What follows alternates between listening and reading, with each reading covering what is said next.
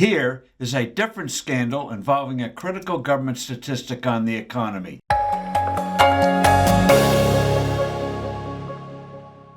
Hello, I'm Steve Forbes, and this is What's Ahead, where you get the insights you need to better navigate these turbulent times. Everyone is focused on the appalling state of how the federal government calculates job creation.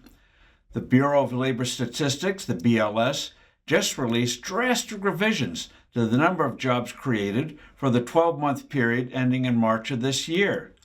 Job growth was revised downward by nearly 1 million, over half of the jobs originally reported. Talk about a colossal miss.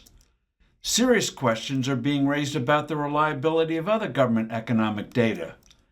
But there is another huge problem here. It involves how we measure the size of the economy, GDP, gross domestic product. The offense here is not the integrity of the GDP number itself, but that there is a better, more comprehensive, more enlightening diagnostic tool for measuring the true health of the economy than GDP.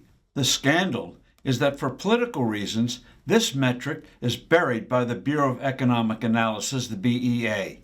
You have to dig hard to find it in the statistical bowels of this agency. The BEA refuses to release the number when it releases GDP data.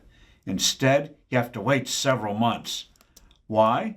Because this superior metric, called gross output, GO, gives lie to the dogma that consumer spending drives the economy.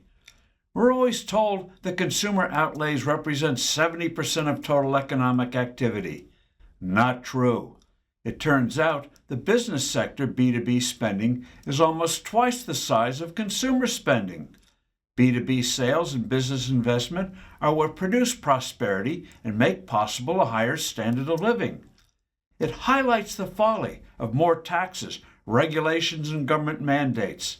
That's a message a lot of politicians and economists don't want to hear. Don't be put off by the awful name of gross output. GO actually gives a far more thorough picture of how things are. GDP measures final sales in the economy. It turns a blind eye to what goes into the making of products and services. By contrast, GO takes into account spending at all stages of production.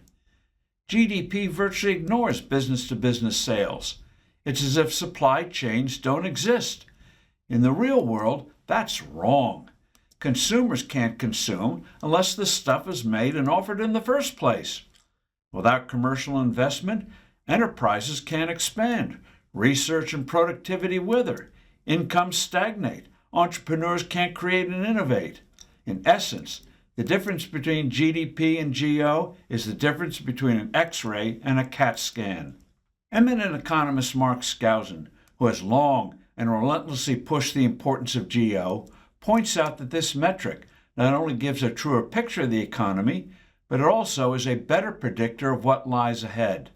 Skousen rightly asserts that GO should be released when the GD number is released and should be treated as the equal, if not the superior, of GDP.